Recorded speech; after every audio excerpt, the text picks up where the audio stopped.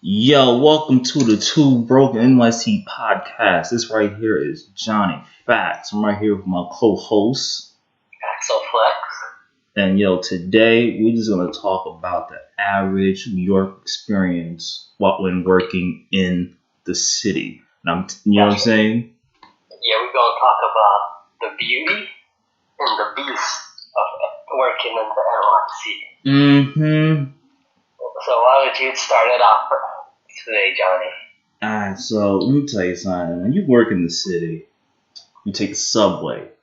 You get off the subway. You go to work. You got lunch, right? Now, you forgot to go to prepare your pre-made lunch from home, so you decide to go out. You decide to walk around the city. You got a hankering for something spicy.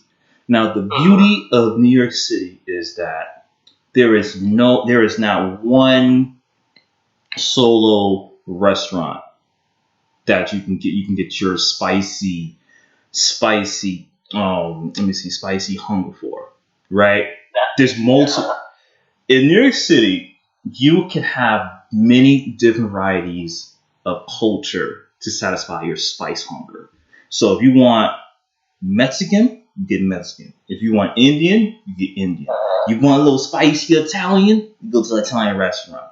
You know what I'm saying? It's different. They got Thai too? Thai, yo, forgot about Thai. Forgot about that. See what Johnny's trying to say, everyone, is that when you're in New York, you can get anything you want for lunch. You walk outside wherever you're working, I guarantee you're in walking distance of a Mexican spot, an Italian spot, an Indian spot. There's a steakhouse. There's gonna be a steakhouse in walking distance, a Chinese food place, a Thai place. Everything is everywhere, and that's the amazing part about it. Because New York is literally the it's the place to get a little piece of the world in. What's that term that I'm looking for, Johnny? It's like they say melting pot, but there's a word before it. Is it a cultural melting pot? Yes, it is. It's a cultural melting pot. It has everyone around the world, everyone of different cultures in the Big Apple. Yeah, and you see, that's the beauty of New York. It is such a cultural melting pot that if you don't pack your lunch, you will find something that you will enjoy. And that's my favorite thing about working in Manhattan. It's just the fact that everything is everywhere. You're never gonna get bored. Yeah, no, as simple as the building that I work in. Downstairs there's a burger joint, there's a salad bar, there's a Chipotle. Right across the street there's actually a halal stand where you can get your chicken over rice. There is a Mexican truck where you can get your tacos, your quesadillas, your burritos. Yeah, 2 blocks down there's a steakhouse.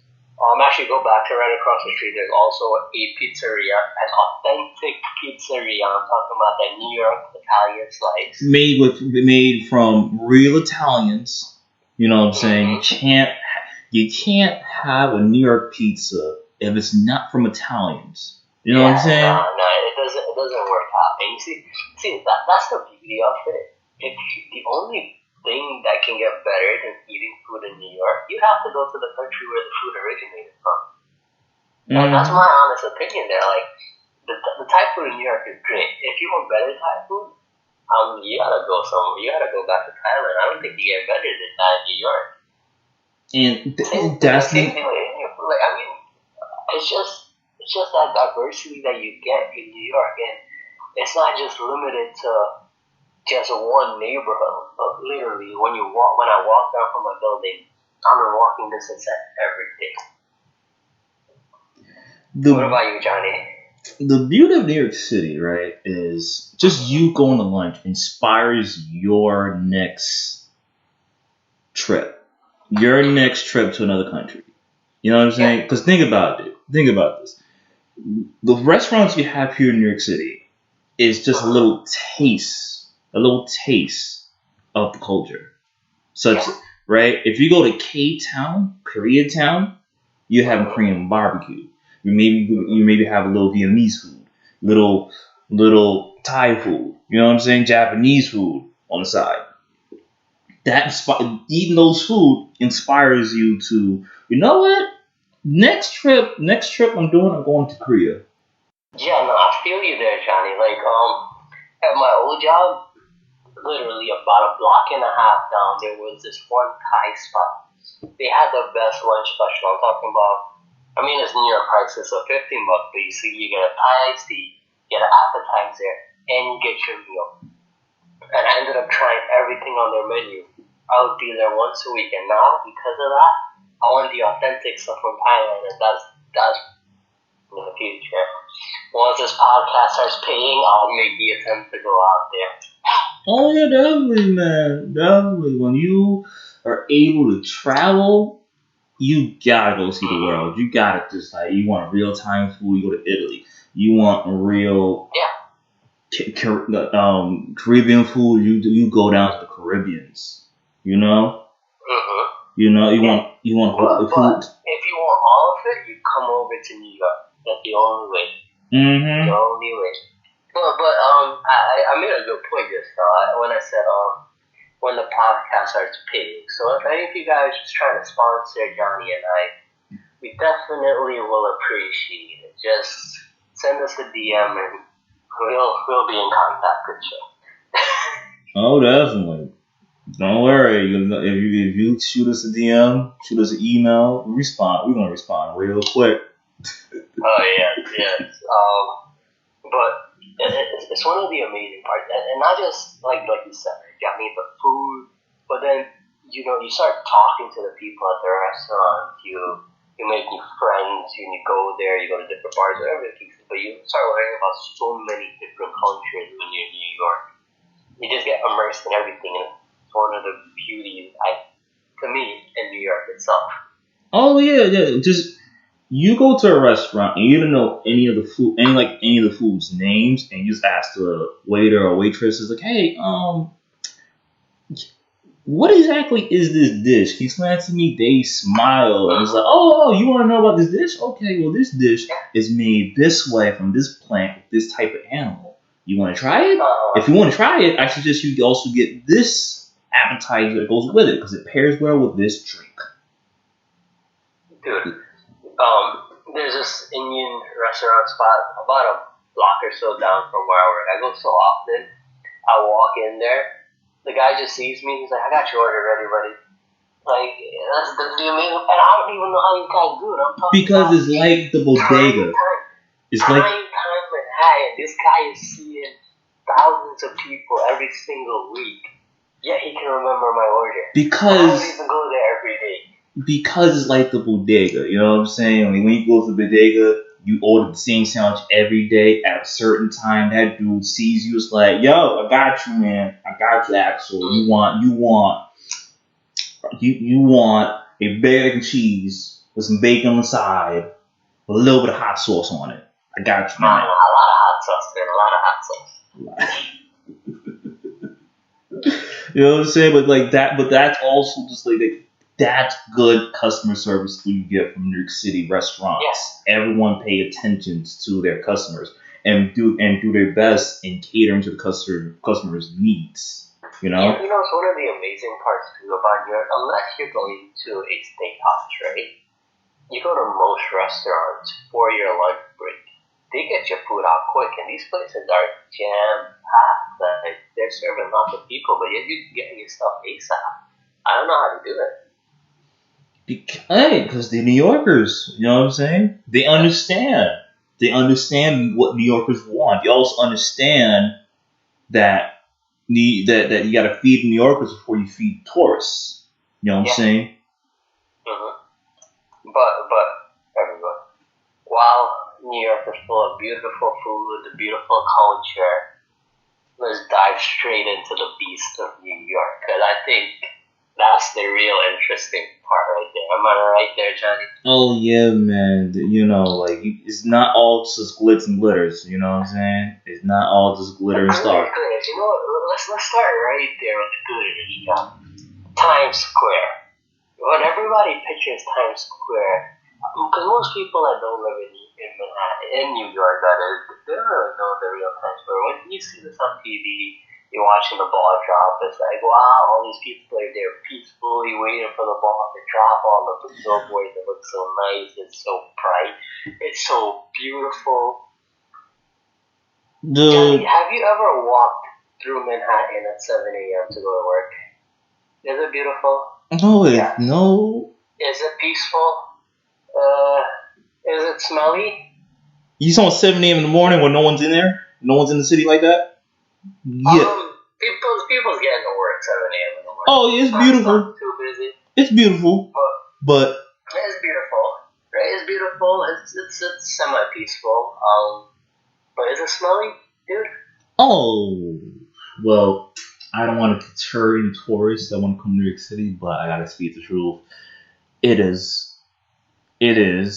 You know what I'm saying? Disgusting. It is. Like occasionally, if you occasionally you just like look around a little bit, you might see a little bit of a New York rat coming in. You know. Yeah.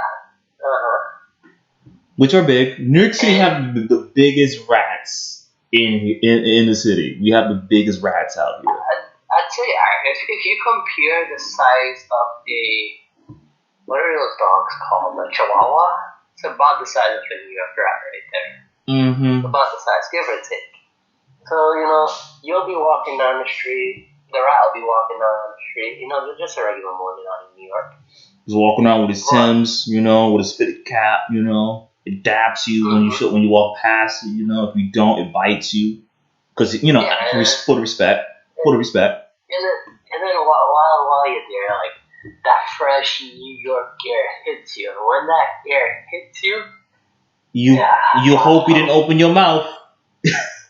You hope he wasn't yawning. I remember my first job in Manhattan was actually near Times Square. So I'd get off and I'd be walking. I remember I ran up the train one morning, right? Got out, started walking.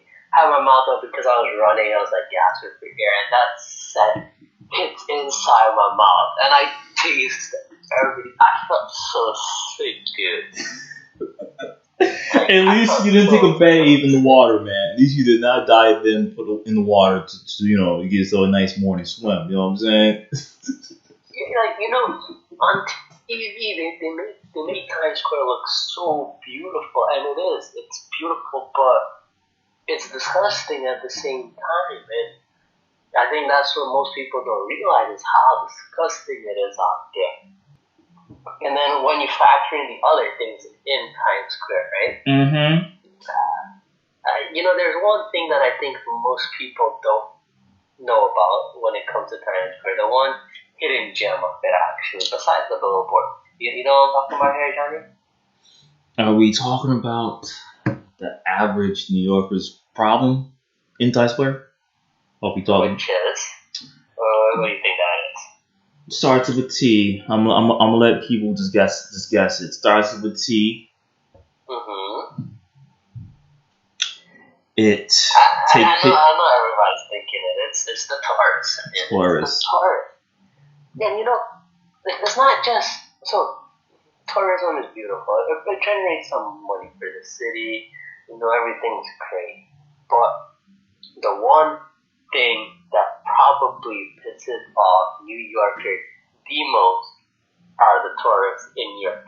How ironic is that, dude? The capital of tourism is the thing that pisses off the people that live there the most. We love that you love visiting our city, but we don't like you in our city. It just baffles me. You guys come to the city as a tourist, and you see the pace that everyone's walking with. People don't walk slow in Manhattan. We walk fast. Just follow the pace. And you know what's the worst, dude? Mm-hmm. When it's the husband, it's the wife, and the kids, and they take up the whole sidewalk. To take pictures. The whole sidewalk. No, let's not get into pictures. Let's talk about the walking, right? Mm-hmm. So the husband's holding the wife's hand, the wife's holding one kid's hand, the husband's holding the other kid's hand. It's like like a chain. Like they're walking down, all happy, all slow, half a mile an hour. It's like, look how tall this building is, Daddy. Look how tall. No, sweetheart, look, that building's taller. No way, I think that building's taller, Daddy. Let's compare it. Let's stop right here and compare the size of these buildings. And then I'll be right behind him, just like, hey, could you speed this up, man? I gotta go somewhere. Why you stopping? What? Yo, you taking up the whole block, man. Come on. Yeah, now us as New Yorkers gotta be like, alright, let's not interrupt their fun. So we gotta go walk around them on the street and almost get killed by a yellow cab and then come back on the sidewalk just to go around. Mm-hmm. Because let's be real, if a yellow cab sees you on the street, they stop it or they go in. Oh no. They believe that they're not gonna hit you, so they speeding. Yeah. They believe they're not gonna hit you. They'd be like, you get out the way, man, or we pushing you out the way.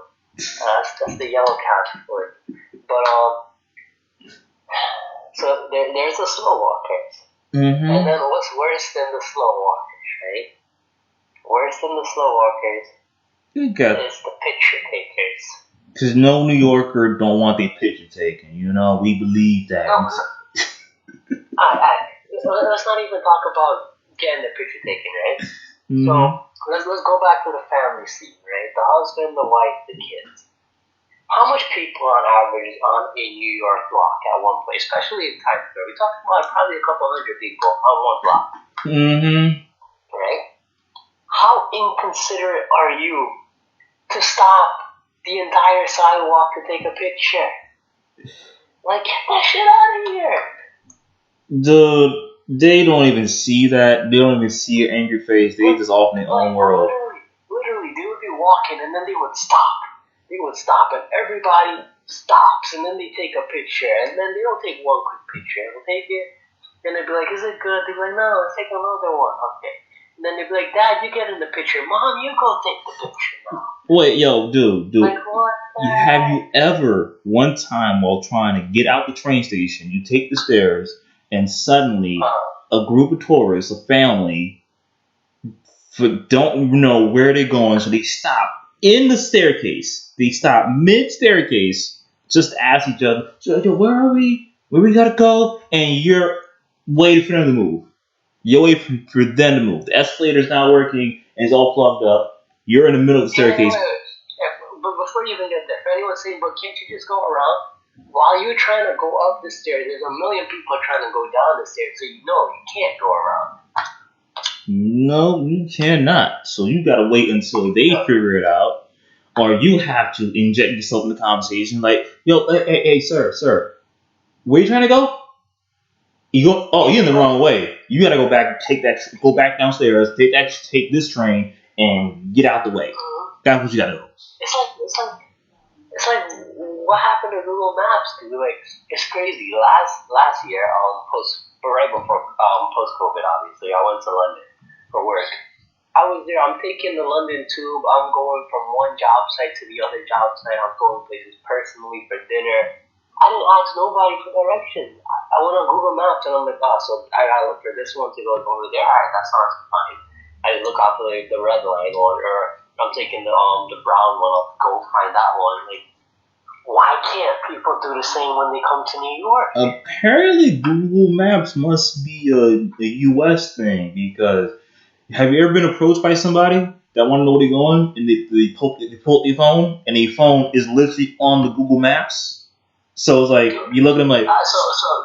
So this one time, right? I'm on the train, the A train, which takes you to the airport, right? So these people, they're tourists, so they open the phone, they ask me, like, how do you get to the airport? So then they point to the actual stop. They're like, the phone says to go to this stop. I'm like, yeah, so you gotta go to that stop right there. Just look out for the stops and you'll just get off.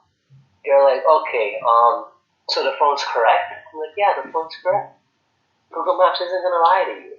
I don't think that's what Google's trying to do. Yeah, Google Maps not trying to send you a death trap, so are you worried that the Google Maps would have you get off at a... Mind you, after I gave them the instructions to follow Google Maps, They Mm-hmm. went to the people right across from me. There's like, Google Maps says to go here to go to the airport. Is that correct? I'm like, did you not just ask me?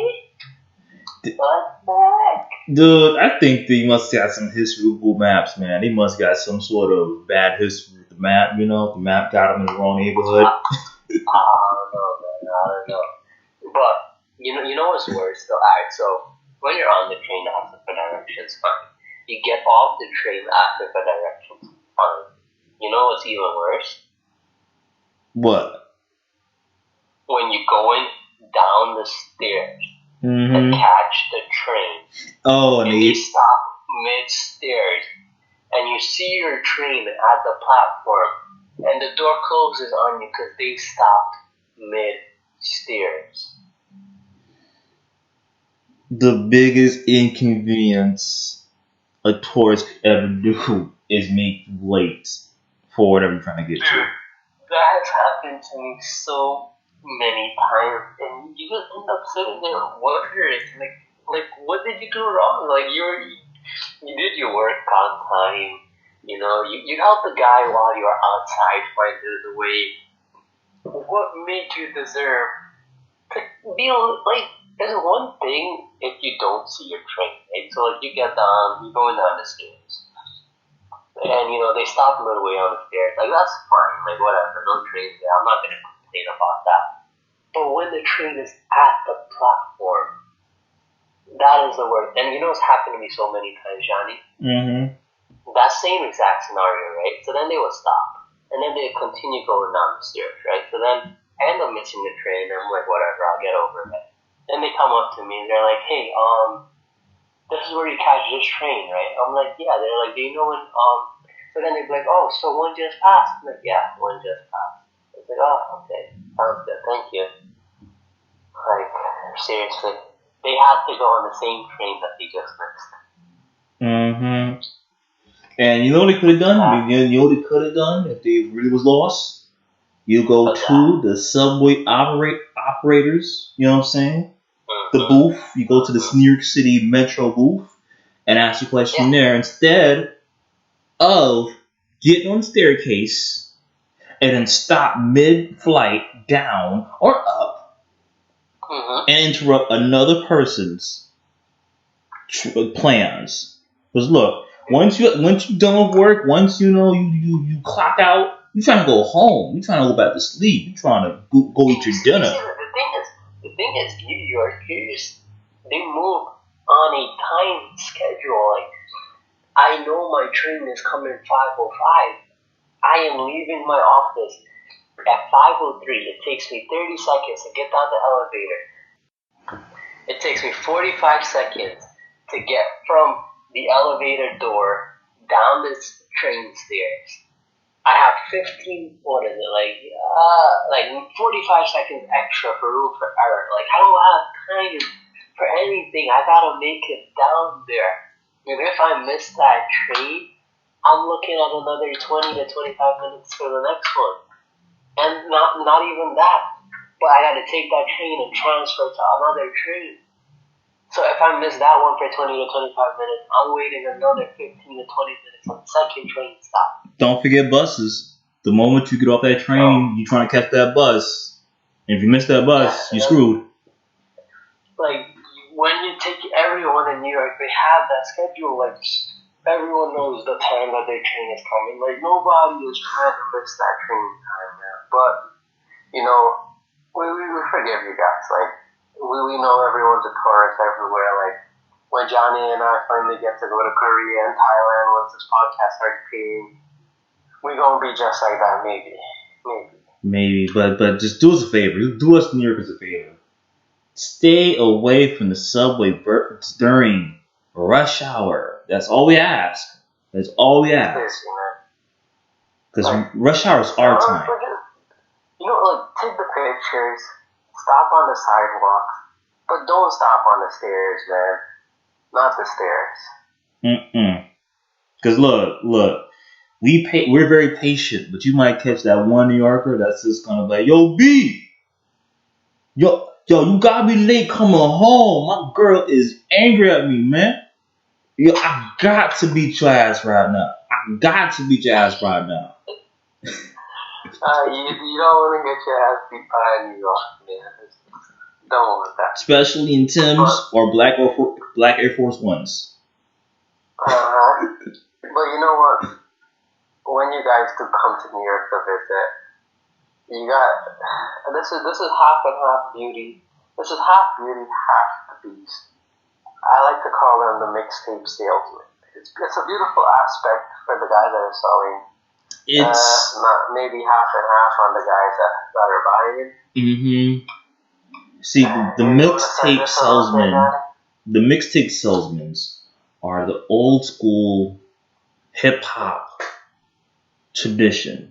When hip hop first became a thing, everybody was handing out mixtapes through cassette tapes, just trying to get their art to be recognized, you know? But in 2020, if you're selling mixtapes, my friend, I suggest that you get on with the times and go on SoundCloud, because I ain't buying your CDs because I don't own a CD player. I'm just saying, my man. I respect the hustle still, though. I respect the hustle sometimes, you know? Like, the man's trying to put himself out there. You can't blame a brother for trying. You can't, but you can't blame him for not being up to date. I'm just saying, who got a CD player in this day and age? Okay, you know what? Anyone who got a CD player, just write down CD in the comments. You know, come out and proudly say, I got a CD player in my house because I am not going to upgrade. One of the guys gonna comment and be like, my CD player is sold on eBay for $500,000 as an antique. Now what? Come at me. They gonna come at your neck, Johnny. They gonna come at your neck. What? I'm waiting. Wait for it. I'm waiting. You know what I'm saying? New York's strong out here. I'm waiting. Like 10, 15 years from now, when this episode hits, like, a classic, somebody goes back and they listen to it, they gonna comment on it. They'll be like, oh shit, I should have kept my CD player too. but these mixtapes, they gave me some interesting stories. Mm-hmm. So there's this one time, right? I'm walking past, and this guy comes up. He's like, yo, you trying to buy my mixtape? I'm like, nah, man, I don't got no cash. Sorry, bro. He's like, there's a bank right down the block. You can go get some. I'm like, nah, man, they're not going to give me any, small change if I go to the bank. He's like, yo, bro, I got change for $1 million. Just go get some money. I'll give you change for whatever you need right now. So then I stopped. I'm like, you got change for $1 million? He's like, yeah, bro, right in my pocket. Just get however much you want. I'll bust out the change for $1 million right now. I'm like, bro, can you help a brother out? Yeah, instead of me paying you, how about you just start being charitable and spread out those thousands, those millions? You know what I'm saying? So then he's looking at me. I'm like, bro, I'm struggling to pay for college right now. You got $1 million in your pocket. Like, you could legit pay my whole college degree and you won't even miss anything from your pocket. I'm like, yo, help a brother out, bro. He's like, nah, man. I'm sorry, I can't help you. I gotta go, man. I gotta fight somebody else. Dude. Yeah, the one thing I gotta. $1 million I'm not even sure how he did it though. After he left me that day, right? I'm walking down to cash station. I'm like, what? How you fit $1 million in his pocket? It can't be $100 bills. But that's a lot of $100 bills. You think there's a $500,000 bill or something out there, Johnny, that we don't know about? Maybe he taped all his money inside his pants. You know what I'm saying? You're right. He one of those drug traffickers out there that you see on TV. They tape in the phone with it. And it's like, I got $1 million in my pocket right now. I'll get you change for whatever you need. Shout out to my boy though. If you're listening and you remember me, my brother still needs your help, bro. Help me out. just watch. He in the comment section just saying, yo, my man, you didn't get the change. I told you, man, I got the change. I got all you need out here, man. Buy my mixtape, bro. I got the word. I got the word out here, bro. Dude, and ain't much has changed. My brother's still struggling. So if you're still trying to help me out, I'll be more than willing. You don't even got it. You can give me your pocket change after that thing. The one thing I could give, I could credits to the mixtape people is they got confidence, man. They got confidence to approach you, just saying, "Yo, my man, yo, you like hip hop, like rap, you like Dude, 2 Chainz." That's the amazing. These dudes, they have confidence, man. Like I don't even know where they get this confidence. Like I wish I was this confident. I remember this other time. So me and one of my other coworkers, we were walking through Manhattan, well, Times Square in particular. So now this guy, he's completely new to the city. So I'm used to these guys telling him mistakes. So he ends up stopping. I walk right past him. He ends up stopping. So then I end up stopping now after he stops because I'm like, I don't want to leave the guy by himself. He's new to New York. So I walk back. So the guy gives him the CD. He's like, yo, man, give me however much you want. Support a brother. He's like, so my coworker's like, yeah, man, definitely. I'll help support you. I like the hustle, whatever. So he gives him $5, right? Mm-hmm. The dude was like, yo, why are you disrespecting me? So my coworker's like, what do you mean, bro? I'm trying to help you out. He's like, you trying to help me out only $5? He's like, yo, my mixtape sells for $20. Get that shit out of here. Give me my $20 right now. I'm like, yo. So then I'm like, dude, he's trying to help you out. He's like, so then he started arguing with both of us. He's like, nah, man, my mixtape sells for $20. He's like, nah, you see what these CDs sell for on iTunes? He's like, $20 right now. What we squaring up? I'm like, holy crap. And dude, this is my coworker's first job and first date on the job. Oof. He literally only has $5. He just starting out. He's just starting out, man. Starting out his future. Damn. The guy only has $5 to his name. He is so kind. He's willing to give the only money that he has to his name to help support somebody out because he respects the hustle. He's like, oh, this is cool, man. And the dude is like out here and like, nah, yo, you gotta give me more than that. Because he believes, so you gotta have belief in the work you do, and he believes the value of his mixtape is 20. When I think about it, I respect him. He knows his value of the work. He's like, yo, I spent hours in the studio recording this mixtape. It's worth $20 a pop. Like if you ain't willing to pay $20 a pop, I'm gonna pop you. I had to go and find a shop that sells CDs that I could burn, bro. Do you know how much time it took to look for that shop and then to get my laptop? What if? He's like, nah, I have to find somewhere that sells blank CDs. Then I have to find the casings for these blank CDs. Then I have to put the blank CDs in the case and pretend that it got songs on it. You better give me my $20 now. Which is another thing too out here for the tourists out here. Just know that some people they gonna scam you on that. They're gonna say, yo, man, I got the word right here, man. I got the word. I got the rhythm in the voice out here, man. I got the word of the soul of the world. You know what I'm saying? You buy the CD, you pay $20 for it, you go home, put into your CD player.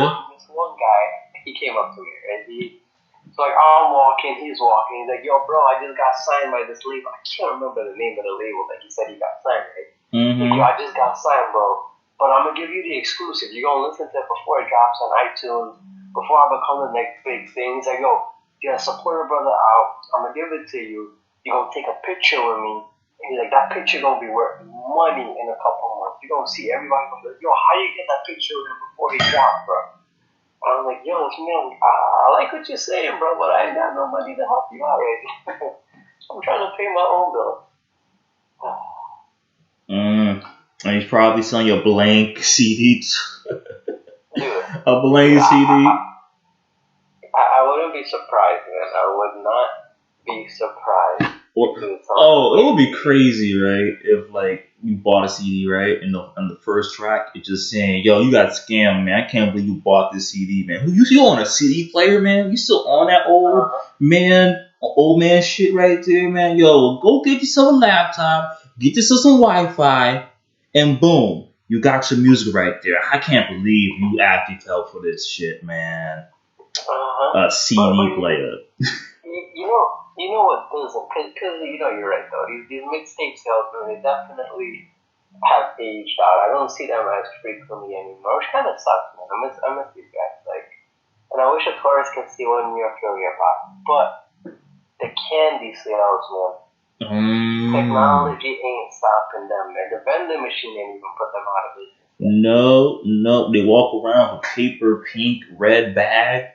Got themselves some M&Ms, Hershey bars, Snicker bars. Got all the chocolate bars you need. You know what I'm saying? When they approach you, they tap you on the shoulder, turn you around, shake your hand without you asking, and say, "Yo, what's up, my brother? I'm out here selling candy, and do you want to support my business venture? You know what I'm saying? Do you support my little entrepreneur business, my friend?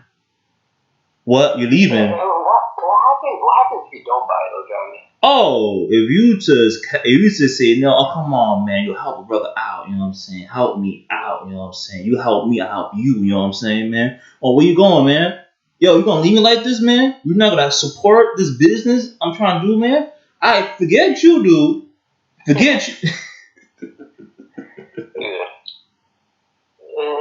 It amazes me, man. These guys, I respect the hustle, though, man. I'll always say I respect the hustle. Dude. Respect the hustle, just don't like the method. But you know what? Whose hustle I really respect, though? The men that stand right like an avenue off from like Fifth Ave, and if nobody knows Fifth Ave, we got the Louis store, the Gucci store, Burberry, Gucci. Get your Gucci here. Get your Gucci here. Get your Louis. That's right. Louis. You're walking down the block, and then all of a sudden, right off to the side, you hear somebody say, "Get your Gucci, man." And then you stop. You be like, "Oh, you gonna want that Gucci bag? The new Gucci bag? I got it." He's like, I promise it's real. It's real, man. I got it right out of the Gucci store. You buy it. You buy it, right? This one time I seen. I was like, it's so. It's like I got the new LV collection. I look at it, and it doesn't even say LV. It says like I don't even know what the letters was on the bag. Now that I'm trying to think about it, but it did not have an L. It's LU. That's what you got. It's a LU. It's LU. He's like, dude, my boy could have been like, LV going out of business. I got the new and upcoming brand right here. You buy a Gucci bag, it's only one C in Gucci. Dude, it's crazy, man. It's crazy to think to see. And I remember, it's not even, so there's a salesman, right, Johnny? There's just one time, right? So in New York, you got the salesman, you got the beggars, right? Because there's a ton of homeless people in New York, which is sad to say. There's a ton of homeless people, and unfortunately, it is sad to say, and it's one of the things that kind of does keep the city dirty. Because bad things happen to people, whether they want to or not. But there's this one time I get out of work, right? So the one of the beauties in here, there's always a hot dog stand like a corner in every block, right? So I go up there with a Nathan's hot dog stand. So I buy the hot dog with a $20 bill. So the guy gives me back my change. It was $1.10, $1.05, and $2 bills, right? So this dude comes up to me, and so I'm like feeling generous. So I'm like, alright, I'll stop, I'll listen, I'll buy the dude a hot dog, I'll be a nice guy. So I'm like, alright, do you want a hot dog? He's like, so he stops. He's like, no, I didn't ask you for a hot dog. Hear my story. So I'm like, alright, cool. Well, maybe he doesn't like want anything from me. He's like, it's my birthday this Saturday coming up. I'm like, oh, cool, happy birthday in advance. He's like, yeah, well, I don't got a job and I haven't been working yet. I was like, oh, crap, so you want me to get you something to eat right now? I was like, I don't got a problem with that. He's like, bro, I told you to listen to my story. He's like, my birthday's coming up. I want to go do my laundry, get fresh, go out with my boys, and we're going to have a good time. I'm like, yeah, that's cool, man. That's cool. Yeah, I hope you get to do that for your birthday. He's like, yeah, and you can help me out with that. I'm like, what do you mean? He's like, you got $17 back. He's like, that can help me do my laundry.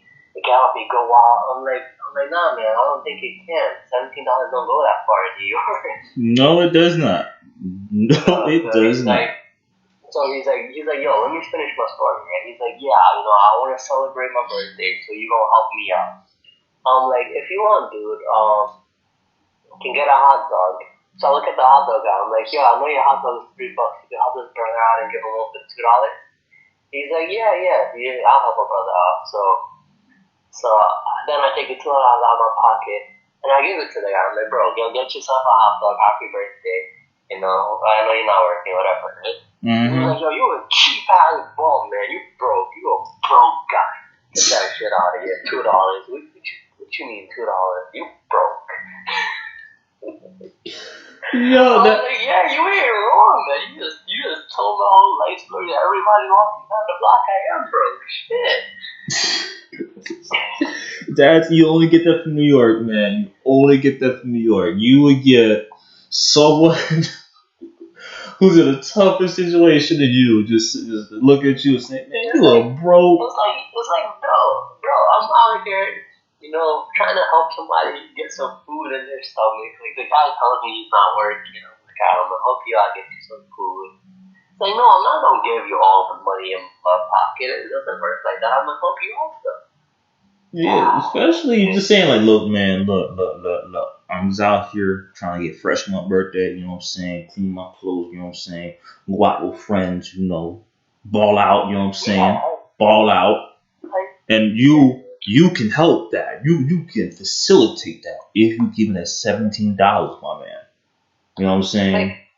Dude, what the hell, man? But that's the beauty of New York. Man, I'll put that on the beauty side. It's not something you see every day. No. It isn't. And here's the thing that Johnny and I have for everybody. For everyone that's listening that lives in New York, if you have any things that you would consider to be the beauty or the beast, DM us what you think. We want to share your stories on a future episode. And anybody that is living anywhere else, send us your city with the craziest experience you've had, either going to work or coming from work, and let us know. We're pretty interested in hearing what you guys got to say. And there's one more thing, just a nice reminder, Yeah. If y'all got CD players, go hit me up to let me know. Let me know how many y'all people didn't upgrade. Especially if you sold it on eBay for some big money. I want you to stun on my boy's life right now, because I still got a CD player in my basement. Y'all need to upgrade, man. CDs are done, man. CDs are done. Blu-ray's the way, you know what I'm saying? Yeah. iTunes, you know what I'm saying? iTunes, YouTube, Spotify, SoundCloud. Yeah. But anyways, everybody, it's your boy Axel Flex. It's Johnny Facts. And we'll catch you guys later. Yep, we out. Yeah. Peace.